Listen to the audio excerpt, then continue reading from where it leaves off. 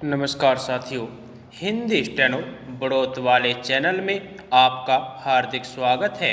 आज की डिक्टेशन रामधारी गुप्ता खंड 2 से प्रतिलेखन संख्या 121 90 वर्ड पर मिनट की स्पीड से होगी। तो आइए शुरू करते हैं। डिक्टेशन शुरू होगी 5 सेकंड बाद।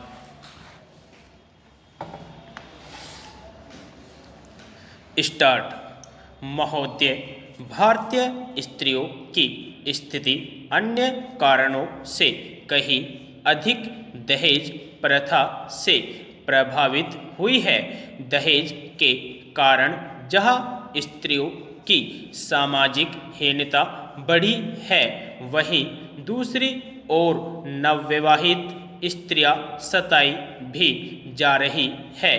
शिक्षित परिवारों में पुत्री के जन्म पर खुशी नहीं होती, बल्कि इसे दुर्भाग्य ही माना जाता है।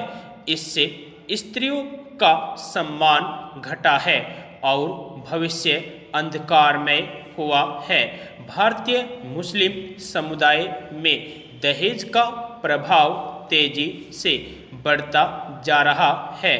यहाँ तक कि शिक्षित और संपन्न मुस्लिम परिवारों में भी प्रतिष्ठा के प्रतीक के रूप में दहेज का प्रचलन अपनी जड़ें जमा रहा है। इस संबंध में यह उल्लेखनीय है कि पवित्र कुरान में दहेज का कोई जिक्र नहीं मिलता है। इस्लाम के वैवाहिक नियमों के अनुसार निकाह के बाद पति द्वारा पत्नी को आर्थिक सुरक्षा के रूप में मेहर दिया जाता है, लेकिन शोध से पता चलता है कि मुस्लिम समुदाय में मेहर की राशि तो कम होती जा रही है और दहेज जैसी कुप्रथा बढ़ती जा रही है।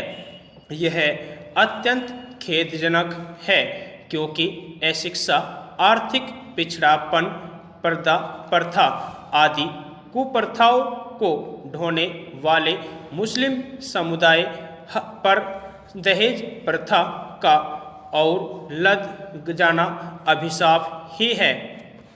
प्रश्न यह उठता है कि कुरान में दहेज का जिक्र न होने पर भी इसका लेन देन किस आधार पर शुरू हुआ। अधिकांश भारतीयों के दृष्टिकोण से दहेज का धार्मिक औचित्य है। इस संदर्भ में हजरत मोहम्मद की पुत्री के निकाह का उल्लेख किया जाता है। उनकी पुत्री हजरत फातिमा का जब हजरत अली से निकाह हुआ तो विदाई के वक्त उन्होंने गृहस्थी जमाने के लिए दैनिक उपयोग की मिट्टी की कुछ वस्तुएं तथा खजूर की चटाई एक दूल्हा दुल्हन को दी थी। ये केवल 6-7 वस्तुएं उस काल में जीवन निर्वाह के लिए आवश्यक थी। हजरत फातिमा के निकाह के समय मोहम्मद साहब द्वारा दी गई इन्हीं वस्तुओं को भारतीय मुस्लिम समुदाय दहेज कहता है और दहेज का लेन देन करना चाहता है, क्योंकि यह भी मान्यता है कि मोहम्मद साहब के कार्यों को दोहराने से व्यक्ति पुण्य का भागीदार बनता है। परंतु वे लोग इस संबंध में यह नहीं समझते कि मोहम्मद साहब ने तात्कालिक समस्या को हल करने के लिए सामान दिया था, क्योंकि उनके दामाद विवाह के पूर्व उन्हीं के पास रहते थे। अलग घर बसाने के लिए उनके पास कुछ भी नहीं था। इसके अतिरिक्त जब मुस्लिमों ने भारत में प्रवेश किया तो उन पर यहाँ की संस्कृति का प्रभाव पड़ा। उन्होंने देखा कि यहाँ कन्या के विवाह के समय उसे काफ़ी दहेज दिया जाता है। यहाँ की संस्कृति के कुछ अंशों को अपना लेने में उन्हें कोई हानि प्रतीत नहीं हुई।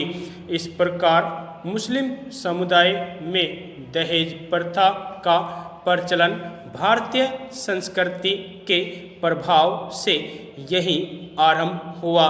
मुस्लिमों ने यहाँ प्रचलित दहेज की तुलना भी हजरत मोहम्मद द्वारा अपनी पुत्री के विवाह के समय कुछ सामान देने से की और उसे न तो गलत माना और न ही इस्लाम के विरुद्ध।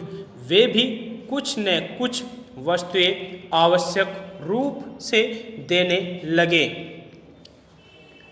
यदि आपको डिक्टेशन अच्छी लगी हो तो हमारे चैनल को सब्सक्राइब करें तथा वीडियो को लाइक व शेयर भी करें। धन्यवाद।